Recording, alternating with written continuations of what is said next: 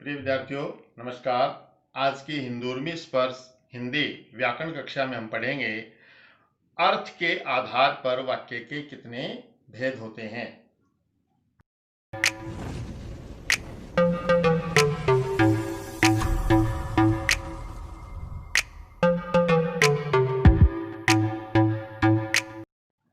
आज की कक्षा में हम पढ़ेंगे अर्थ के आधार पर वाक्य के कितने भेद होते हैं। जैसा एक शब्द अपना अर्थ लिए रहता है वैसा ही बिल्कुल वाक्य में है, क्योंकि वाक्य में भी हम सार्थक शब्दों का ही प्रयोग करते हैं। तो उसी आधार पर एक वाक्य पढ़ने के बाद हमें वो क्या अर्थ देता है, अपना क्या विश्लेषण देता है, हमें उस वाक्य से क्या समझ में आता है, उस आधार पर हमने वाक्य के अर्थ के आधार पर 8 भेद किए हैं। सबसे पहले है विधानवाचक वाक्य, नंबर 2 निषेधवाचक, नंबर 3 विस्मयवाचक, नंबर 4 प्रश्नवाचक, नंबर 5 आज्ञावाचक, नंबर 6 इच्छावाचक, नंबर 7 संदेहवाचक या इसे संशय बोधक भी कहते हैं, और नंबर 8 संकेतवाचक या इसे शर्त बोधक भी हम कहते हैं। पहला भेद है विधानवाचक। जैसा हमने इसके नाम में पढ़ा है, विधान माने नियम। वाक्य का नियम क्या है कि उसके अंदर एक क्रिया होनी चाहिए, कर्ता होना चाहिए। तो जो वाक्य क्रिया के सामान्य रूप से घटित होने का बोध करवाए वो आपका विधानवाचक वाक्य रहेगा। परिभाषा देखिए, जिस वाक्य में क्रिया के सामान्य रूप से घटित होने का बोध होता है उसे हम क्या कहते हैं? विधानवाचक वाक्य कहते हैं। उदाहरण देखिए, मोहन बाजार गया, खिलाड़ी खेल रहे हैं, गीता गीत सुनाती है। ऐसे जितने भी वाक्य हम लिखेंगे जिसमें एक उद्देश्य एक विधेय होगा, यानी सरल वाक्य आपका जो होगा वो आपका विधानवाचक वाक्य कहलाएगा। दूसरा भेद है निषेधवाचक वाक्य। जैसा इसको इस नाम को पढ़ने से ही हमें पता चलता है, निषेध माने मना, वर्जना, किसी कार्य के न करने का जिस वाक्य में अर्थबोध होता हो। उसकी परिभाषा देखिए, जिस वाक्य में क्रिया के द्वारा किसी कार्य के न करने का बोध हो उसे हम क्या कहेंगे? निषेधवाचक वाक्य। अक्सर हम वाक्यों में नहीं का ही प्रयोग पढ़ पाते हैं, इसके लिए मैंने कुछ शब्द लिखे हैं यहाँ पे। नहीं, न, मना, मत, निषेध, वर्जना आदि जो शब्द हैं ये सारे वाक्यों में क्या करवाते हैं? आपके निषेध का ही बोध हमें करवाते हैं। उदाहरण देखिए, अब कोरोना सामान्य बीमारी नहीं है। यहां पर जो नहीं आया है ये हमें इस बीमारी के बारे में बोध करवाता है। यदि हम यहां नहीं हटा देते हैं तो ये हमारा क्या हो जाएगा? फिर विधानवाचक वाक्य हो जाएगा। दूसरा उदाहरण देखिए, बाहर जाना मना है। मना का अर्थ यहां पर नकारात्मक अर्थ के लिए हुआ है, लेकिन हम कहें कि मैंने उसे मना लिया, तो वो वाक्य आपका निषेधवाचक वाक्य नहीं होगा। तीसरा वाक्य देखिए, अंदर न जाइए। यहां पर मैंने न का प्रयोग नकारात्मक अर्थ में किया है, क्रिया के साथ किया है, क्रिया से पहले हुआ है। और यदि हम इसको बदल देते हैं कि अंदर जाइए न, तो फिर ये नकारात्मक न होकर के क्या हो जाएगा? आग्रहात्मक हो जाएगा, यानी निवेदन हो जाएगा। ऐसे ही वर्जित और निषेध का प्रयोग हम कई बार पढ़ते हैं। यहां पर गाड़ी खड़ी करना क्या है? वर्जित है। इस क्षेत्र में धूम्रपान निषेध है। ऐसे वाक्य भी आपके क्या है? नकारात्मकता का बोध ही करवाएंगे। तीसरा भेद है हमारा विस्मयवाचक वाक्य। इसको हम उद्गारवाचक वाक्य भी कह सकते हैं। विस्मय का अर्थ हम लेते हैं केवल हैरानी से, लेकिन यहां केवल हैरानी की बजाय हम हर्ष, शोक, भय, घृणा, क्रोध, आश्चर्य, चेतावनी आदि जिन वाक्यों में पढ़ने पर अर्थबोध हो उसे हम क्या कहेंगे? विस्मयवाचक वाक्य कहेंगे। क्या है परिभाषा? जिन वाक्यों को पढ़ने पर उनमें हर्ष, शोक, भय, घृणा, क्रोध एवं आश्चर्य का बोध हो उसे हम विस्मयवाचक वाक्य कहते हैं। पहला वाक्य देखिए, उदाहरण के लिए, सावधान आगे खतरनाक मोड़ है। सावधान के बाद हमने एक ऐसा चिन्ह लगाया है, इसको विस्मयवाचक चिन्ह कहते हैं। जब भी ऐसे शब्दों का हम प्रयोग करेंगे उसके बाद इसके अर्थ को समझने के लिए इस चिन्ह का प्रयोग अवश्य करना है। इस चिन्ह का प्रयोग केवल इसमें से नहीं है, व्याकरण में हम इसका प्रयोग दूसरे अर्थ में भी लेते हैं संबोधन के लिए, लेकिन यहाँ सावधान शब्द क्या है, हमें चेतावनी दे रहा है। सावधान, आगे खतरनाक मोड़, हम क्या हो जाते हैं, अलर्ट हो जाते हैं। अरे तुम प्रथम आए हो, एक ऐसा बच्चा जो पढ़ने में होशियार नहीं था और जब उससे मुलाकात होती है वो प्रथम आता है तो हम हैरान होकर के उससे क्या पूछते हैं, अरे अरे का जो संबोधन करते हैं उसके बाद ऐसा चिन्ह हम प्रयोग करते हैं, ये हमारा क्या हो जाएगा, विस्मयवाचक वाक्य हो जाएगा। और इसमें हमें क्या हो रही है, हैरानी। यहाँ क्या थी, चेतावनी। उफ, बाहर बहुत गर्मी है। ज्येष्ठ माह की जब गर्मी तपती है तो हम क्या करते हैं, गर्मी से परेशान होकर के क्या करते हैं, उफ, बाहर बहुत गर्मी है। ऐसे ही जब कोई सड़क दुर्घटना में मारा जाता है तो हम क्या शब्द प्रयोग करते हैं, हाय बेचारा सड़क दुर्घटना में मारा गया। घृणा के लिए हम क्या प्रयोग करते हैं, छी छी। जहां पर दुर्गंध युक्त वातावरण होता है वहां पर हमारा रुमाल तुरंत निकलता है और नाक हमारी क्या हो जाती है, बंद हो जाती है, और मुंह से क्या निकलता है, छी छी निकलता है। तो ऐसे जब हम वाक्य पढ़ेंगे तो उन्हें हम क्या कहेंगे, विस्मयवाचक वाक्य कहेंगे। हमारा जो चौथा भेद है वो है प्रश्नवाचक वाक्य। जहां हम प्रश्न की बात करते हैं यानी सवाल, जब हम कोई सवाल पूछते हैं उसके लिए जो शब्द प्रयोग किया जाता है उसे हम क्या कहते हैं, प्रश्न सूचक शब्द। और ऐसे वाक्य क्या कहलाएंगे, आपके प्रश्नवाचक वाक्य कहलाएंगे। जिन वाक्यों को पढ़ने पर प्रश्न करने के भाव का बोध हो उसे हम क्या कहते हैं, प्रश्नवाचक वाक्य कहते हैं। और इन वाक्यों के बाद में एक ऐसा चिन्ह हमें लगाना है, ऐसा चिन्ह, तभी हम स्पष्ट कर पाएंगे। मैंने यहाँ 6 ककार लिखे हैं, क्या, कब, कहां, किसने, क्यों और कैसे। इन 6 ककारों का प्रयोग करके हम किसी भी घटना की संपूर्ण जानकारी ले सकते हैं। मगर इसके अलावा भी और ऐसे बहुत से शब्द हैं जो कि हमें प्रश्न का ही बोध करवाते हैं।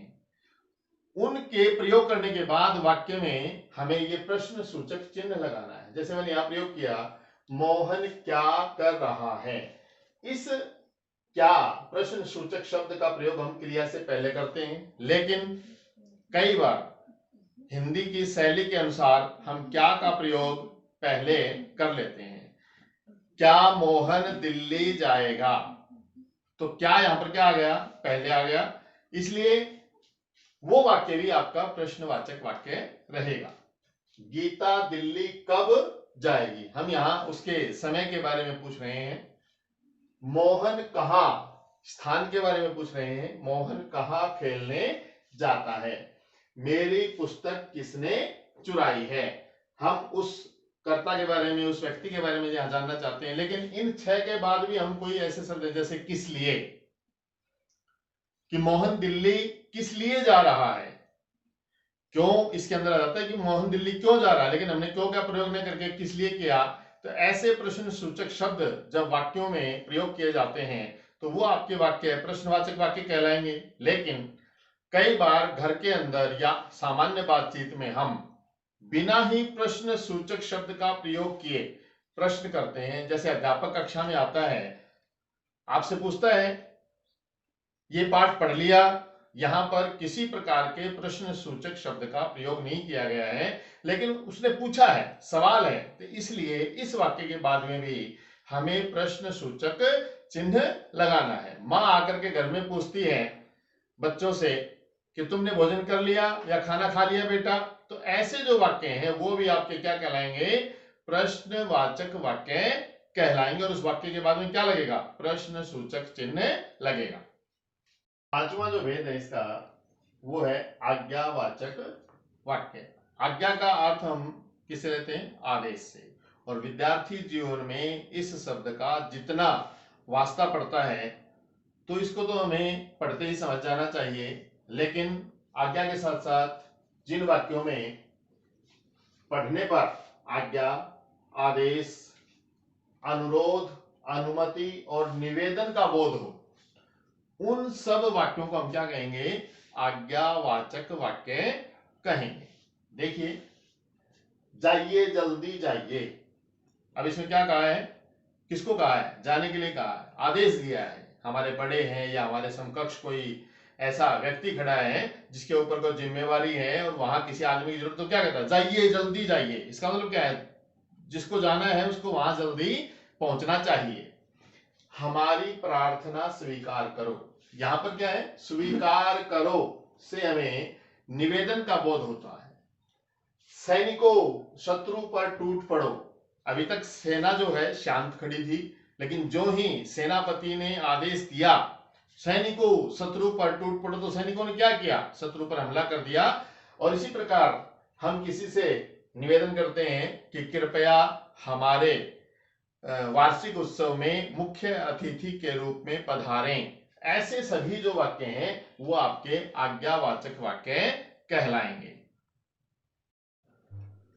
छठा भेद है हमारा इच्छावाचक वाक्य। अर्थ के आधार पर हम वाक्य का छठा भेद पढ़ रहे हैं। इच्छा का अर्थ क्या होता है, हमारी चाह। तो जिन वाक्यों को पढ़ने पर इच्छा या कामना का बोध हो उसे इच्छावाचक वाक्य कहते हैं। अक्सर हम किसी मित्र को जब बधाई देते हैं या वो मित्र हमें बधाई देता है तो हम उसे क्या कहते हैं कि भगवान तुम्हें लंबी उम्र दे।